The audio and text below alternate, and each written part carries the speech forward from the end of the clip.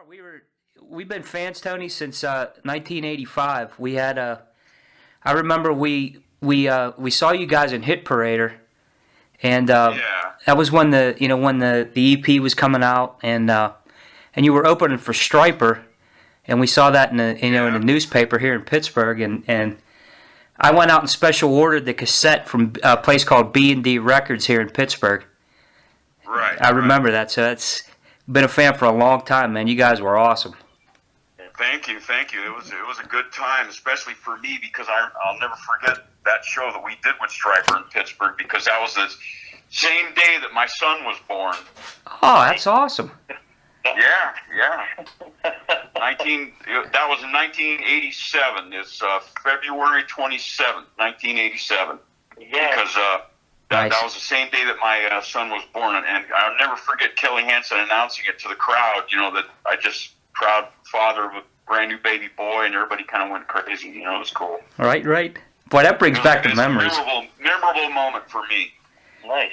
That is. That's awesome. Yeah. That's cool. But yeah, that the EP and getting to see you guys live. I remember Robert was playing the solo with the bow in concert, and that was a lot of fun. That really was a lot of fun. He's really good with that bow. He was influenced by Jimmy Page, of course, and he mastered it. He still the bow in some of his guitar solos. See, that is cool. Hey, what I wanted to ask you to start out is how did you guys get started? I mean, that I really considered Hurricane as, I really thought that you guys were definitely one of the better bands to come out of that era, and that's the truth. Yeah. Well, thank you. Basically, how we got started, I was playing with Kevin Dubro's band, which became Quiet Riot. It was just called Dubro back in those days. And, we were in the recording studio, and then we were going out doing some live performances. And one day, this is right after Randy Rhoads' untimely death, Rudy Sarzo wanted to come back to Quiet Riot because he was the original guy in the band, or the main guy in the band. I wouldn't say he was the original guy, but he was the main guy. He wanted to come back, and we did a show, and then right after that, Kevin and Frankie took me aside and said it was a real hard thing to do, but they're going to have to cut me loose because Rudy's coming back. And I just said, I understand. It's his gig. I was just kind of filling in anyway. So, thanks for having me, basically.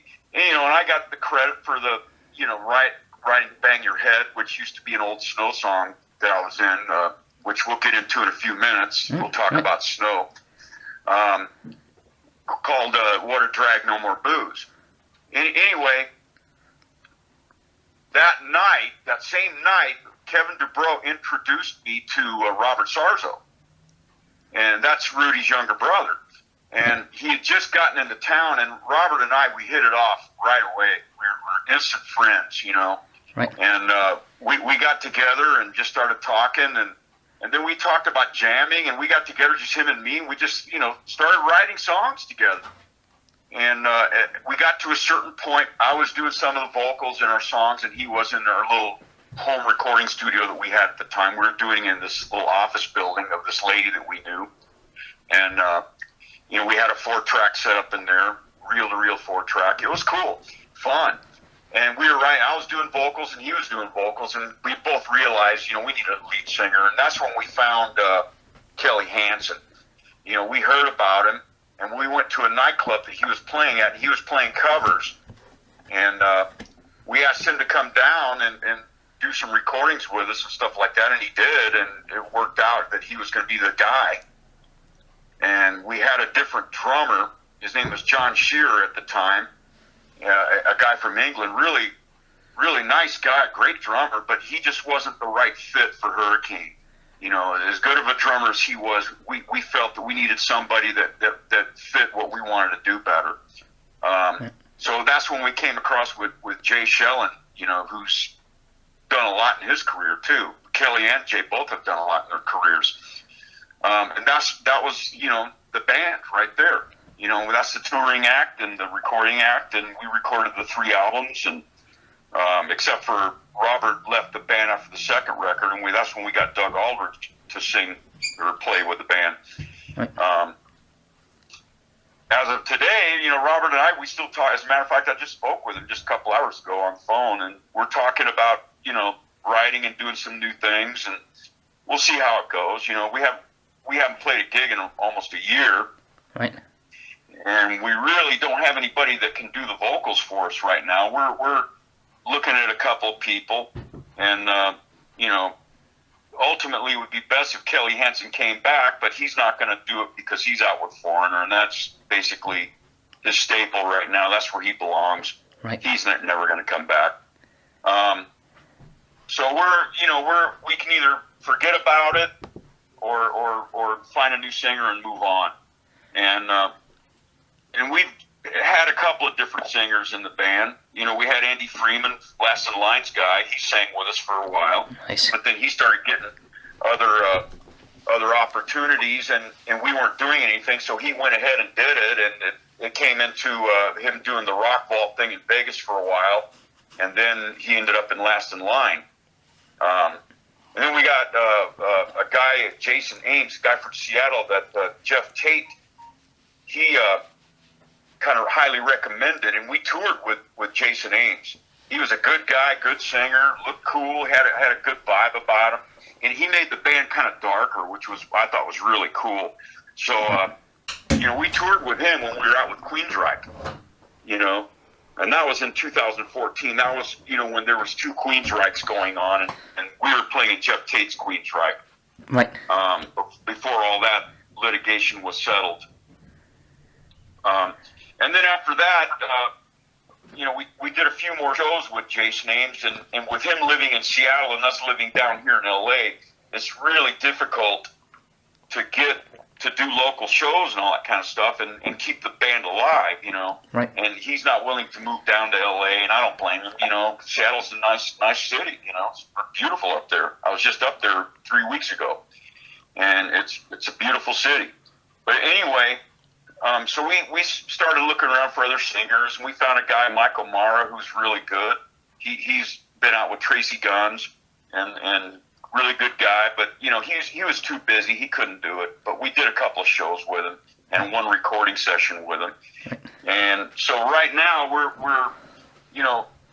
kind of looking for another guy.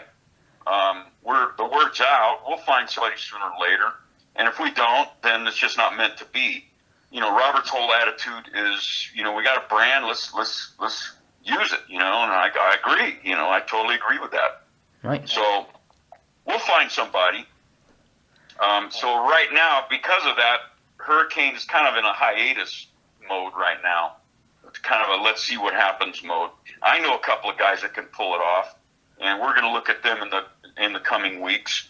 A guy that I know pretty well, I've done gigs with him near where I live, and he's a good guy, good singer, and he's a good front man. We'll see how it goes, He'd be really interested in doing it. I've already talked to him briefly about it. He was like, yeah, man, I'd love to do it, so we'll see what happens. Now, the next thing that I can talk about is Snow. I mentioned Snow, What a Drag No More Booze, which became Bang Your Head. Okay. So Snow, we got an album coming out in July on Escape LTD Records. The name of the album is called Snow at Last. And you could, our website or our Facebook page is Snow Pure Uncut Rock. You can look it up on that. Some of the other social medias, Twitter and all that stuff, it's the same thing as Snow Pure Uncut Rock. Okay. It's all there. That album's going to come out. Basically what that is songs that my brother Carlos and I wrote with our singer and our drummer, Doug Ellison and Steven Quadros. We wrote these songs back in the early 80s, late 70s time frame. Okay. And we got a live it's a two CD set that's coming out. One of it is a live recording that we recorded at the Starwood in 1981, and it's been produced and mastered by Dwayne Barron, who mastered and produced all those Ozzy live albums. You know, Right. Yeah, so he's got a pretty good name, you know. And Right. I haven't really heard a whole lot of it. I've heard bits and pieces of it. It's awesome. It's going to sound great live sounding record. And then the second set, CD2, is 5 songs out of the 12 songs is the original EP that we had, the 5-song EP, remastered and packaged for CD. And then another 7 songs, which are just home recordings that Carlson, I, and Steven and Doug wrote and we recorded on our own, and they've been remastered and ready to go, mastered and mixed and all stuff by Escape LTD's guy, you know, because originally we were just going to put out a live CD, but the record company wanted more, so we had to come up with 7 more songs, which is the 7 songs we had in the canon. Believe it or not, all these songs, the masters of all these songs were all on 2-inch tape, and some of them were on half-inch tape, and it's all analog. Right. They were in our manager's storage room for the last 35 years, just sitting in there. Wow. And it's amazing. It's amazing that they were still good, because apparently, from what I understand, the storage unit caught on fire. And man. everything burned. Everything around them burned, but these tapes survived. And they weren't even smoke damage. And we told the guy that you know, we took them down and had them, you have to get them baked so they'll unstick after a while. Right. If they've been sitting for a long time, you bake the tapes so they'll unstick. And we took them down there to this guy that was going to transfer them over to digital so we could get them to Escape. And he was surprised at how well the tapes were, what condition they were in. He goes, these tapes are incredible condition considering, you know, what they've been through. Right. And so to me, that says it's meant to be, you know. Right. Those tapes could have been melted. Exactly. They could have been melted.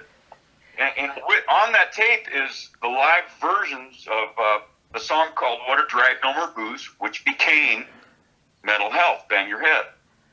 And that's a song that I wrote, you know, with the band. I came in with the idea of the guitar riff and all that stuff, and it became What a Drag, No More Booze. And it's basically a true story about, we do gigs and we go to a party afterwards, and by the time we get to the party, all the drinks would be gone. You know, everybody would be plastered, and we'd be going, "Come on, man, we want to drink some too," you know. Right, exactly. And I blurted out, "What a drag, no more booze," and that just like stuck in my head, you know. Yeah.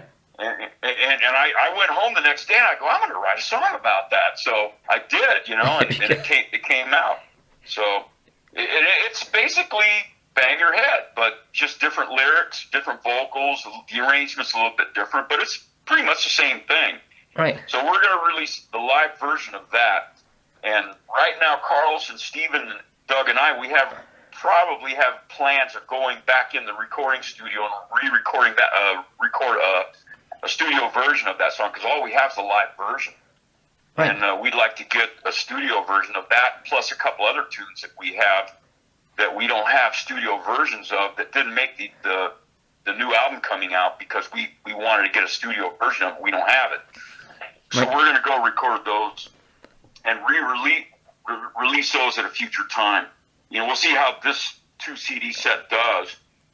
And I've seen, the layout of the CD, the 2-CD set, the booklet and all that stuff. It's beautiful. Right. It's really nice. I'm kind of blown away. These guys did a fantastic job. It's going to be, Escape, I have to hand it to Halil Hamzel, that's his name, from Escape LTD. He contacted me one day out of the blue sky, yeah, and wanted to talk about Snow. And all this door was opened by Bob Nalbandian from the Metal Pioneers. I don't know if you've seen those movies yet, that Bob Nalbandian, the heavy metal pioneers of L.A. Oh, yeah, okay. Okay. You should watch the first one, because Snow's in that. Along with, the opening song of the whole movie is Crack the Whip, our song Crack the Whip. And it talks about Snow, talks about the whole scene back in those days, which was a fun scene. It was probably the most fun time of my life when Snow was, doing the Whiskey and the Starwood and the Troubadour and all these places like that in Right. Hollywood. And it was a great time for all the heavy metal bands that were around, which there wasn't that many, because during that time it was all about punk and punk rock and the new wave that was coming out. Right. And right. there was only a handful of heavy metal bands. And the funny thing about that is I would go to the Whiskey on an off night just to check out the scene, and there'd be a new wave band playing, let's say. I don't even remember the names of them, but there'd be like 12 people in the audience. Right. And the record companies are freaking out over these guys. Right. And then when we play, the place would be sold out. There'd be a line all the way around the corner. Right. And they wouldn't even look at us. They wouldn't even look at us. We're going, what the hell? Are you guys stupid or what? Exactly. And they were. They were stupid, because all it took was one guy. One guy could have signed us, and we could have been like the next Motley Crue or the next Rat or whatever. Right. They would have made a killing. But they didn't want to take a chance on heavy metal, even though Van Halen at the time was at the top of the charts. Right. And they didn't want to do it. They thought heavy metal was dead. Just goes to show what record companies know. They don't know anything. Exactly. They can't figure it out. We knew, but Right. we couldn't hang long. We were there, and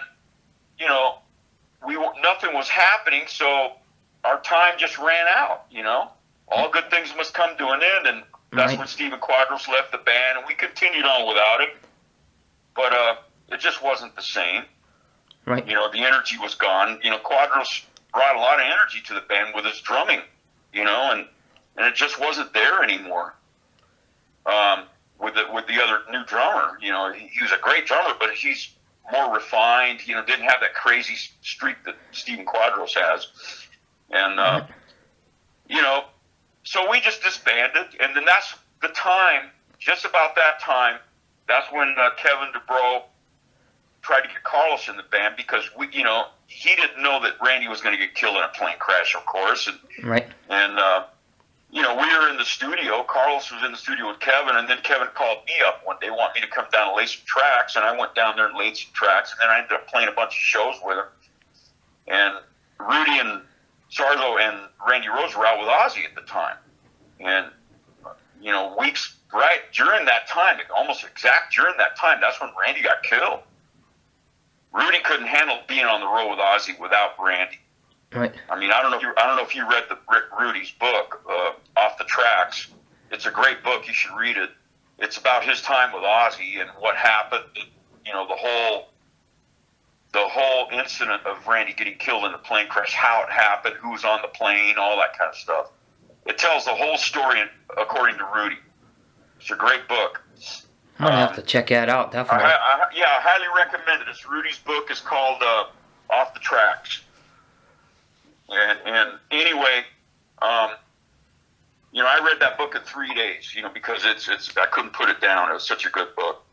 Anyway, that's when Rudy wanted to come back, like I said, and he took my spot, which was cool. I got it, and that's when I met Robert, which led to Hurricane.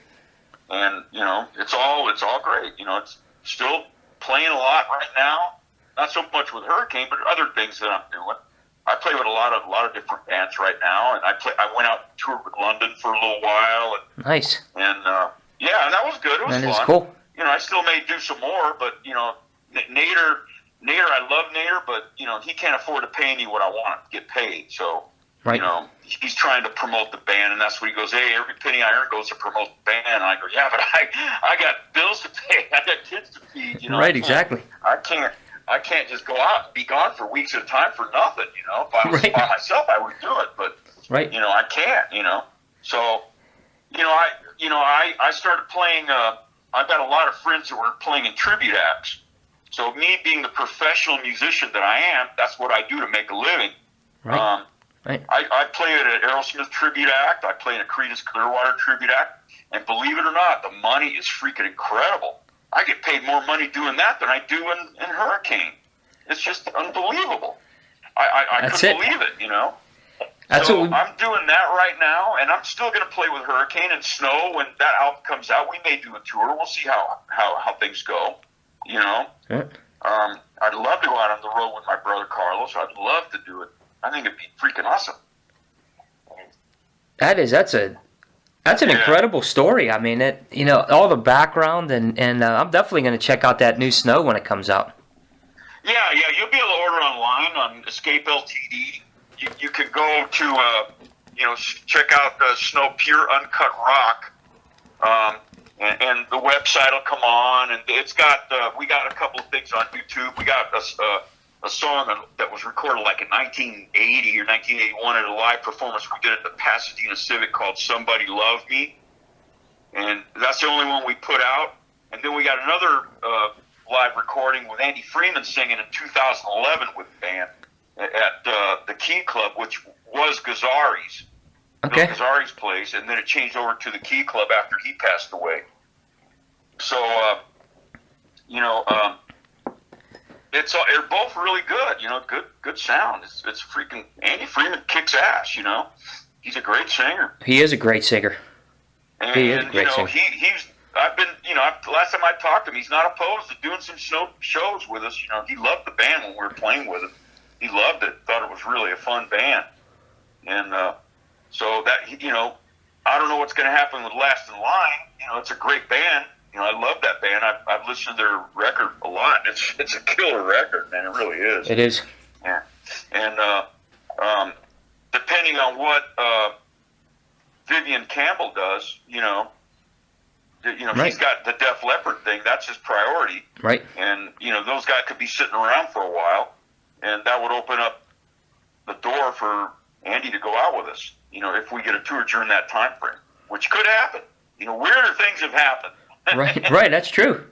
That's true. So I would love that to happen.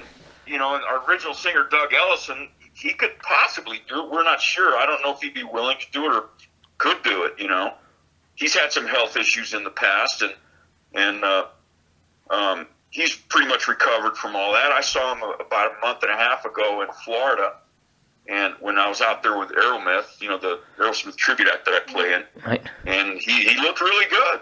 He looked real good. I was kind of surprised, Cool.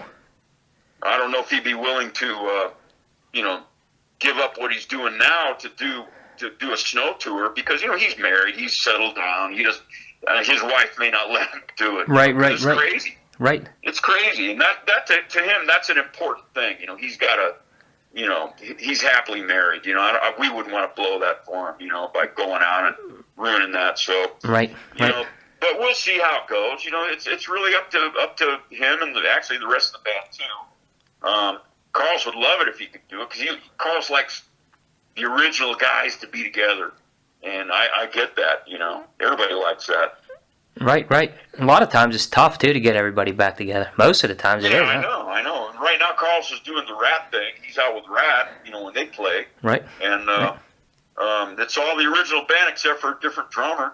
They got, and of course Robin, who passed away. Carlos took Robin's place. Right. And, it's the original band. Steve Piercy and Warren and, Juan Crochet, and, they got a different drummer. That's it. Everything else is all original. They're doing really well from what I understand. They got all kinds of stuff going, so. Yeah, everything I've heard, the live stuff that they're doing is excellent. It's like they just clicked right away. It didn't even pause at all. No. Piercy left for a while, and they had a different singer, and that's what Carl said. He didn't want to really do it without Piercy, and right. The guitar player in the Aerosmith, Frankie Wilsey, he plays with Piercy's band. So whenever Piercy's out in his solo act, Frankie's there playing with Piercy. So Frankie's a great guitarist too, Tony. I mean, Steven's his solo album that just came out, Smash, is excellent. It's really good. Yeah. I don't think he played on the album, but he's touring with him right now. And Frankie's a phenomenal guitar player. He really is. He tells me, what's going on, and he even tried to get me in the band with him, to go out with Piercy. But Matt Thorne's a great player. He wants to do it. It's his gig. Right. And I get that. So, and I just said, well, if Matt ever quits or decides he hasn't had enough, then call me up. I'll do it. Right. So we'll see how it goes. I'd love to go out with Frankie. 'Cause I love Frankie. He's a good guy, man. He's a phenomenal player. He's a fun guy to hang around with. He's my bro. I'll be seeing him on Saturday, actually.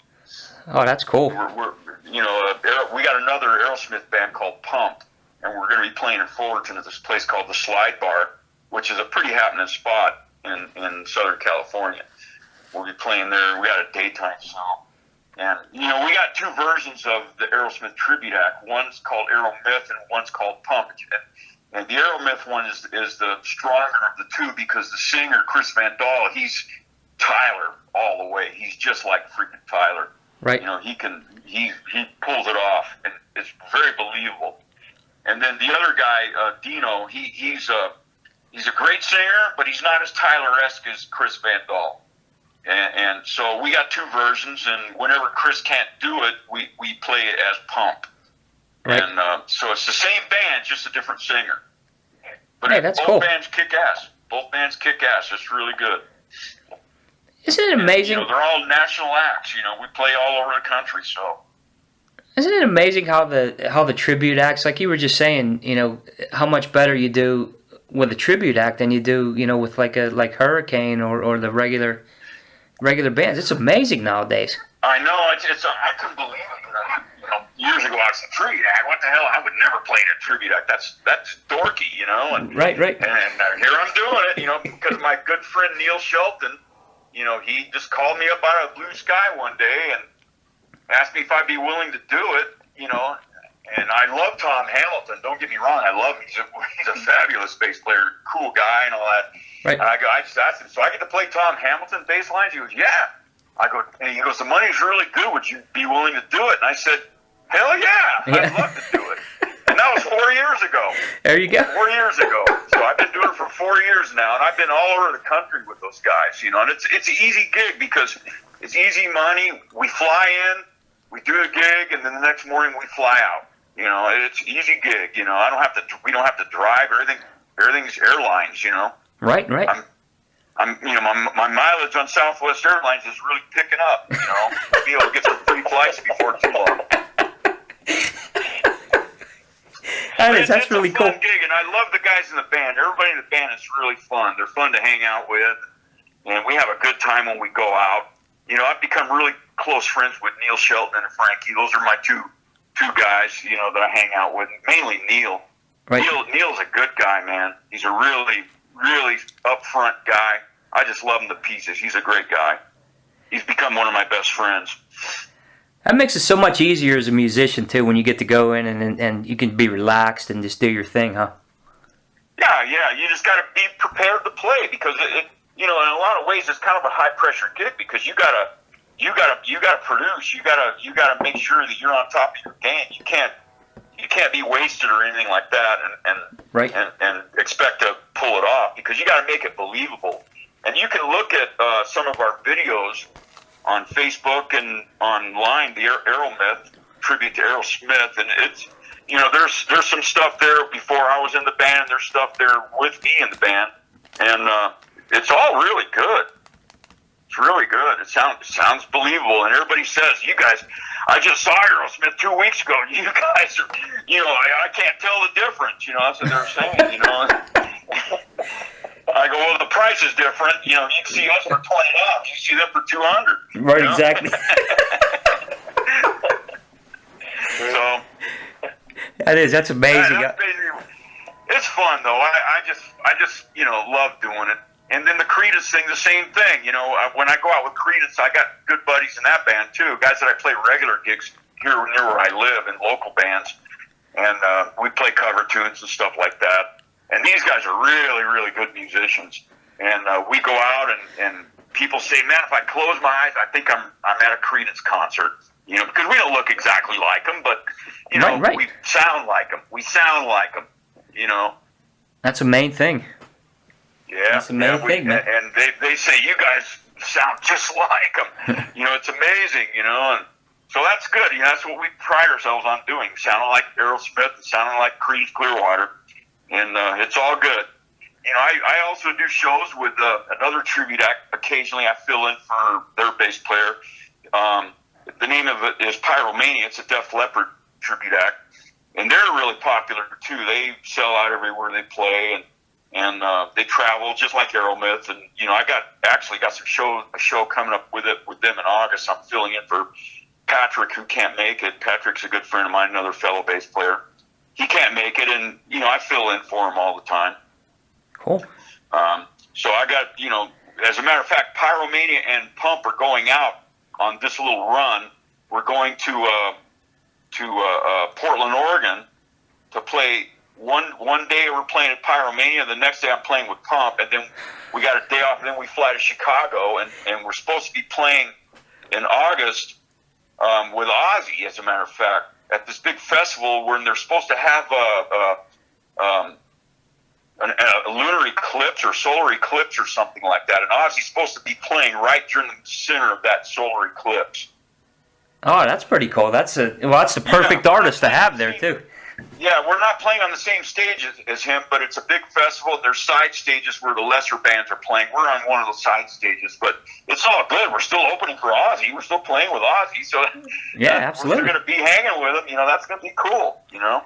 And you still get the crowd too. I mean, you get Ozzy's crowd. Yeah. I mean, everybody helps each other. That's cool. And from what I understand, Zach Wilde's back with him too. So he is. That's going to be killer. Yeah, that's going to be killer. Boy, that's awesome. Yeah. So that's all, happening towards the end of summer in August. First week and a half of August, I'll be out there with those guys. In the meantime, I'm just going to be hanging, playing with Pump local shows, and playing with my cover bands that I play. And I play in a couple different cover bands, just depending on my availability and what the bands are doing. And I travel a little bit with some of these guys as well, Right. This one band I play in called the Little George Band. This big guy, heavy guy, he's got a killer freaking voice. This guy can sing anything.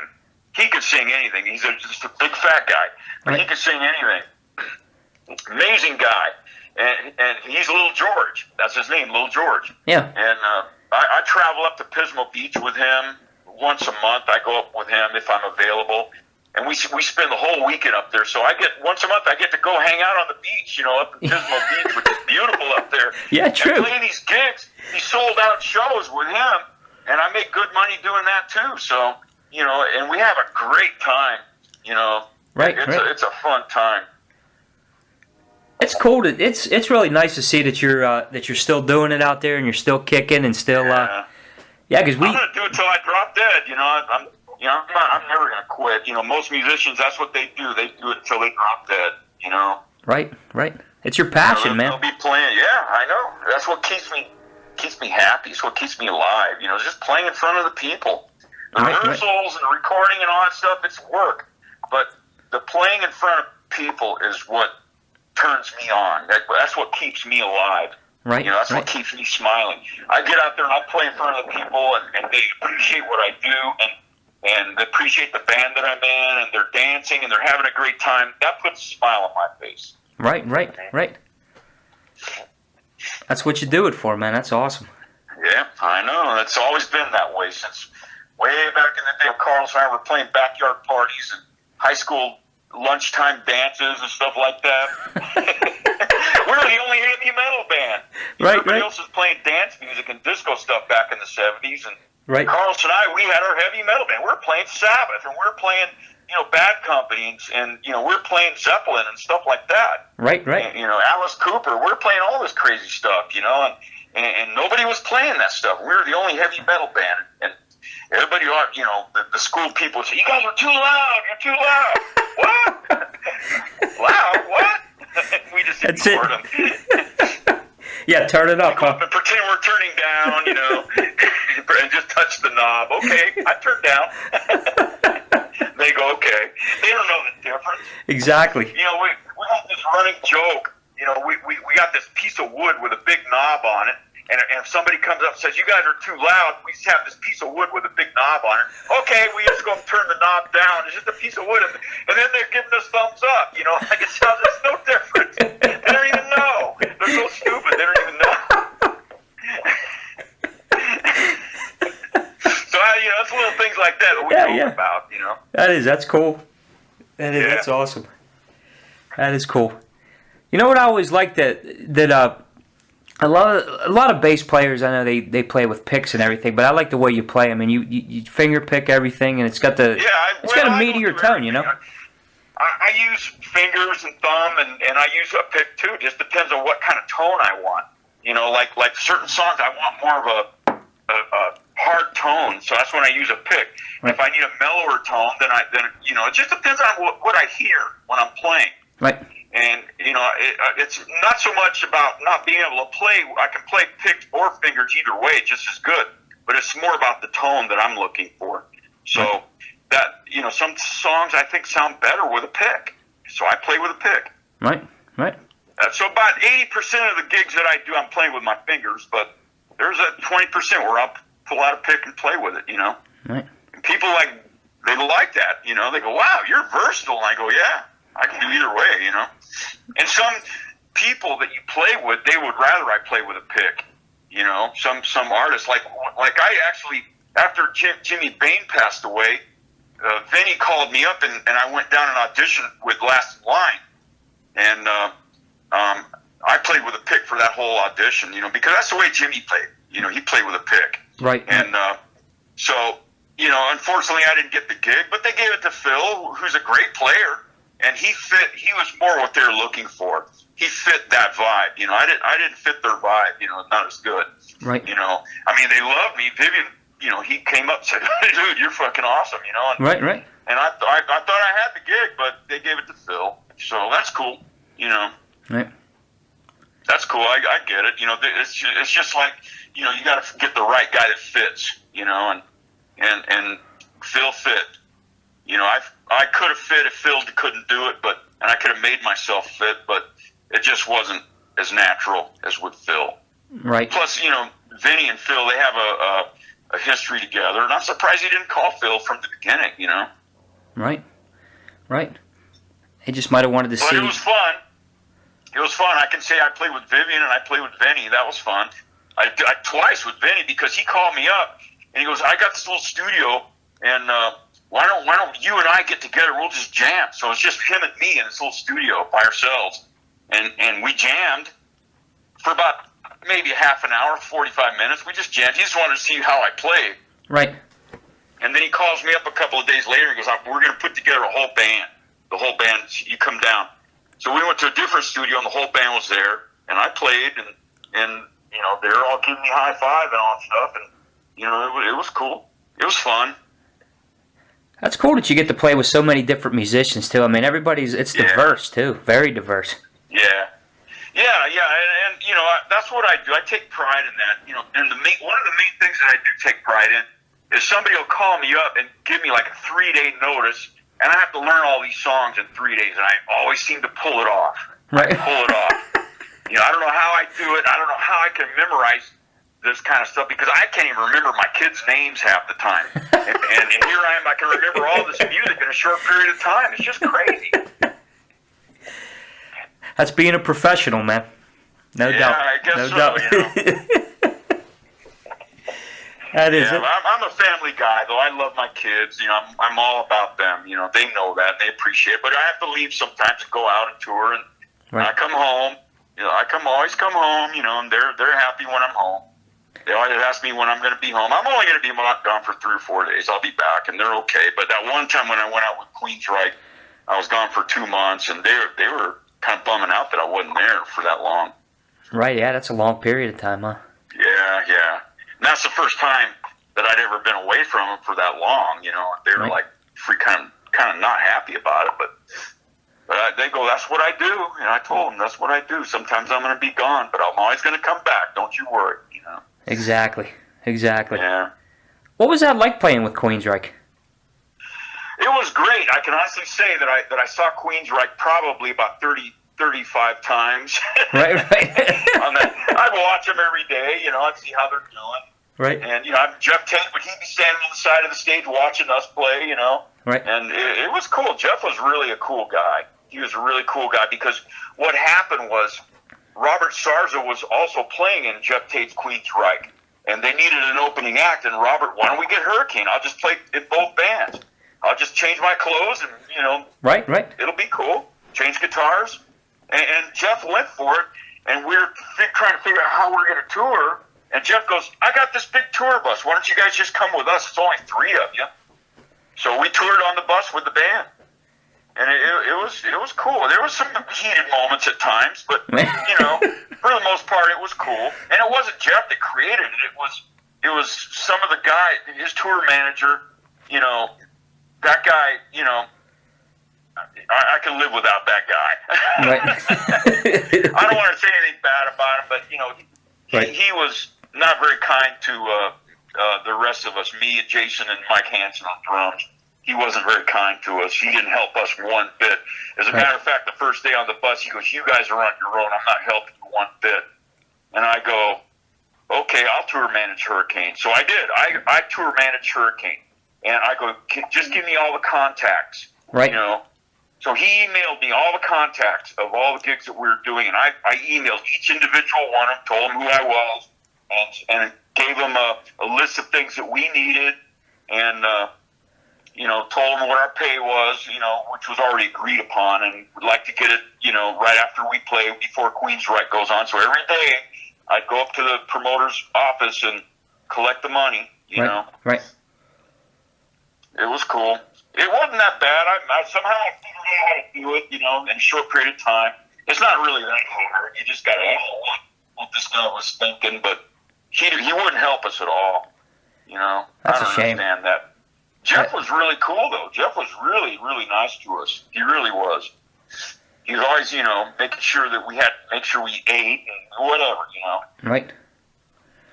He is So that was pretty nice. phenomenal singer too. I mean, that's just another one too. The guy's amazing. He's one of those iconic singers like Dio and like Bruce Dickinson. These iconic guys like that. Right. He's that guy. Right. He's that guy. He's up in that category like Dio and Bruce Dickinson and those guys. He's a phenomenal singer, great musician, good front man, and all around nice guy. He really is. He was always nice to me all the time. He shares wine with me and all kinds of stuff, Yeah, that's really cool. Yeah. That is cool. Boy, this is some good conversation here, man. I'll tell you what. Yeah, you guys have any other questions or anything like that? I've been yakking away, and you guys haven't had a chance to ask me any questions or anything. No. Actually, I enjoyed listening to the stories. I mean, that's really cool. Hearing the background of it. I got a million of them, as they say. But I've been doing this a long, long time, and I'm going to continue doing it. And in the amount of time I've been doing this, the stories come. There's always a story. No matter what gig you do, you find a story to tell during that gig. It could be a local gig that I do with my cover band, and I'll find a story to tell about that gig. Right. Or it can be a tourist story. There's stories everywhere. I just see stuff, and I just relate to it, and I tell it like it is. It's great. I can't complain about my life. I live a good life. I really do. I have to bust my ass, but it's okay. It's all worth it. Right. That's cool. That's really cool. Yeah. Hey, how does the crowd react when you guys go out as Hurricane? You and Robert. With that lineup. It depends. It depends on the singer. When we were out with Queensryche and Jason Aim was singing, after about 2 or 3 shows, he fell into the groove. He got the groove, and he got his groove, and then the crowds really started reacting to it. Right. And and that's what we need to do. If we go out on the road, we can use Jason. He can just fly and meet us wherever we're going. But, for us to do, like, local warm-up shows, it's really hard to get him to come down here because, he can't afford to come down on his own and rent a hotel room, which means we have to pay for it. And, Right. we really have a hard time doing that, too. We're just all struggling musicians just like everybody else, Right. And, we all live nice lives and got houses and all that stuff, but still you have to struggle to keep all that stuff. And, Right. with me having kids at home when my daughter's in college and all that stuff, I got to, keep up with what I'm doing, I can't slack for nothing, and every penny counts. So, Right. Yeah. You got to do what you do, man. That's understandable. Yeah. You know, Robert's the same way. His kid's grown, but you know, he sold his house and he lives on a boat out in San Pedro right now, and it's really cool. You know, he loves that lifestyle. He loves that lifestyle. Cool. You know, he lives on a big sailboat. That's his home. Not another great guitarist too. I mean, Robert's an excellent guitarist, and you know, it's just, he really People is. get blown away watching him play. He plays a lot of stuff too. He's got his a couple of bands he plays with. He's got a Santana tribute act he plays with in, and he plays in another band called Diana the Deductibles. It's a really good band from what I understand, and he's got another band called Voodoo Proof 88 or something like that. It's a power trio that he plays in. And, that's cool. You know, it's got the bass player from Billy Idol's band. And, you know, it's a good band. He does a lot of different stuff. He's doing this Dio memorial concert with Steven Adler's band coming up on Sunday, I think. Yeah, this coming Sunday. Oh, that's somewhere. cool. I can't remember where it is. And he's doing that. So he's got his finger in a lot of stuff, just like I do. He's the same way. He's got to do what he's got to do, you know. Right. And Right. we were just talking about that. You know, that's what you have to do nowadays in the music industry. That you can't just focus on one thing. You have to really like spread out. And in other words, don't put all your eggs in one basket. That's kind of the way the music industry is these days. Everybody's playing with everybody right now, and Right. it's kind of bad. I don't like it that much, but I'd rather just do one thing and be able to survive and make my nut doing that. But Right. you know, Right. but it's just the way it is. You know, the industry, for all intents and purposes, is not really happening right now. You know, it's kind of dead. You know, as far as the music industry, you know, Right. I think what the music industry needs to do is they need to start releasing vinyl again and CDs. If all these record companies would start releasing vinyl and CDs again and put them in record stores again, people would buy them. They would buy them. I agree. Even selling them online, they would buy them. You know, people buy that stuff. They want it. But now they just can get everything online for free, you know? Yeah, that killed it. And You're right. I always joke, if I was a millionaire, what I would do, here's what I would do if I was a millionaire, if I was a zillionaire, let's say. I would call every band that I like, you know, everybody from the Stones to you know, whatever, and I would say, I want to sign a new deal with you. I'm going to give you this wad of money that you're going to love, and but you cannot sell your stuff online anymore. We're going to release your albums in stores like the old way, you know, the old school way. Right. And that's what would bring the industry back. I think so too. I think it's a great idea. Yeah. I think it's a great idea. I don't know why, you know, somebody who doesn't do this, you know. You just quit selling the stuff online, you know, because that's what's killing it. You're right. You're right. That's what's killing the industry. Just go back to selling records and CDs in the stores, and to even cassette tapes, you know, because I heard the cassette tapes are making a comeback now, you know, which is cool. Yeah. Yeah, it seems like everything is good. Yeah, they got these gadgets now where you can hook up to your cassette tape, and you just plug it into one of the little spools on your cassette tape. I saw it online, and it has a little wire that comes out. You listen to it on your headphones, and it spins the cassette tape. It's just a tiny little thing, and you just plug it into one of the holes, you know, where the little spool thing is. Wow, that's cool. Yeah, and it plays it. I don't know how it does it, but I don't know. I saw it online. That's kind of weird. Yeah. Don't throw your cassettes away. That's what they're saying. Yeah, Don't save throw them your all, yeah. cassettes away. Yeah. That is, I mean, vinyl has been making a comeback. I mean, I know over in Europe it's been doing really well. You know, because the sound is a lot different. You get a much warmer sound on vinyl than you do with CDs and digital. Right. You know, Right. it's more warm, sounds bigger, just sounds all around richer. So that's the thing, you know. People like the vinyl better.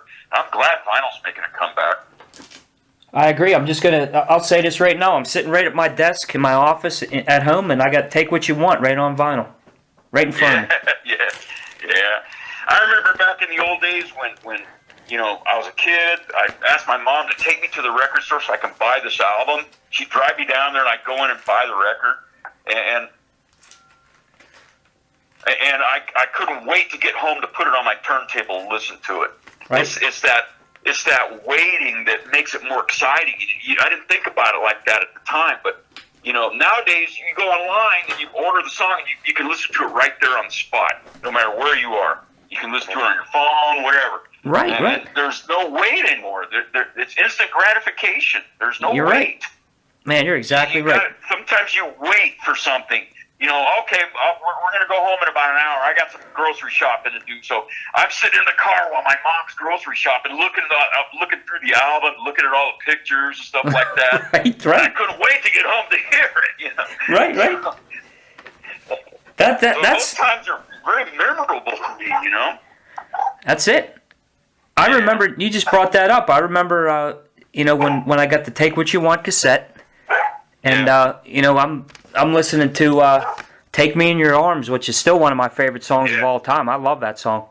And we played that song recently. That is, But I remember just sitting. My dad was in the grocery store, and I'm in the car. Boom, that's what I'm doing. I'm going through the cassette, looking through it, listening to it. While he was in the store. But yeah, that's good memories. Yeah, it is. It is. I wish that the kids these days, they can experience that, like I experienced it, because it was an exciting time for the music, for people learning music and people really getting into it. I remember buying the Black Sabbath album and some of the other albums, Judas Priest and stuff like that, and I'd be sitting in the car looking at it, wow, this is cool, Right. Yeah. And, other bands, too. I mean, one of the first records I ever bought was, like, Grand Funk Railroad, Right. And that was cool. And then Beatles albums. I bought Beatles albums and Stones albums and stuff like that. And I remember doing the same thing with those albums, especially at Grand Funk Railroad. That was a time that I really remember that. That was cool. I bought that Grand Funk Railroad, and I opened it up, and I was looking at all the pictures. It was the freaking cool-looking record, man. It really was. That was the times, man. You're right. Yeah. People don't have that to appreciate. Like you said, instant gratification. That's what's the downfall. Yeah, right. I know, and it's a shame. It takes the joy out of it. It really does. It takes all the joy out of listening to music and really appreciating it. To me. Right. I agree. Absolutely. Yeah. Well, what I was going to ask you, I mean, how about any last words? Anything that you want to get out to the fans? I know we're gonna throw out the snow and get that word out for you and everything else that you're doing. Is there anything else you want to add? Yeah. To the thing? Well, the snow, it's coming out in July. You can add that. Look out for Escape Ltd. That's the record company. It's a European record company, and from what I understand, the people, the president of the company, the CEO, and they're all really good guys. They're really cool guys, and they're really mean business. They take care of business. Cool. And there's a couple bands that we know that are on it. Like Punky Meadows. He's on that label. Cool. And Punky Meadows from Angel. Remember that band? Oh yeah. Oh yeah. Yeah, he's on the label. That's got cool. his new band. They're out touring right now, and then they got like some of the guys from Kansas, Steve Walsh, that band Kansas. Right. Yeah. He's on that label. That's cool. And there's a couple other European bands that I've never heard of, but I've listened to their stuff, and it's actually really good. I was kind of surprised. More heavy metal stuff. Right. And I'll never forget, Halil, he called me up. He just, out of the blue sky, he actually instant messaged me first. Wanted to talk about snow. Okay. And I said, okay, well, yeah. So we talked, and I go, let me talk it over with the other guys, and we'll get back to you. And then he said that my contract's very simple, 2 pages, and, you can look at it. It'll be a fair deal. And we were talking to other record companies at the time because, like I said, Bob did. He opened up the door for us. Yeah. Because when he featured us in that movie, all of a sudden all these record companies started wanting to sign the band. Right. We're like going, we've waited 35 years. What's the rush? Let's get the right deal. Exactly. That's our attitude. We didn't care. 35 years ago, we've been jumping on the first record deal that came our way, but we got one from one record company, and we looked at it. We go, come on, this is not really cool. This is fair. Our attorney said, you don't want this deal. Okay, let's just hold out. So we held out another year, and our whole attitude is, what's the rush? We've waited this long, so we don't need to rush. Right. And we got the deal that we wanted, and so he's going to do everything. He's going to the package is really, really cool. Really going to be nice. Yeah, I can't wait to hear that, to see it. Yeah, jump on there it's cool. It's old school. I've heard it, and it's really old school sounding. It's like old school 1970s, early 80s metal. That's what it is. That's cool. And it kind of reminds me of Van Halen meets like a little bit of Zeppelin in there, a little bit of Van Halen. It kind of reminds me of that, That's cool. Yeah. That's great to hear that coming out too. Yeah, you're gonna be surprised when you see it. It's a cool looking record and sounds good. From what I've heard, it sounds good. So, and the songs are really good too. They're really good. We got our Crack the Whip song, and Hell No, a song called Hell No, which is a good song.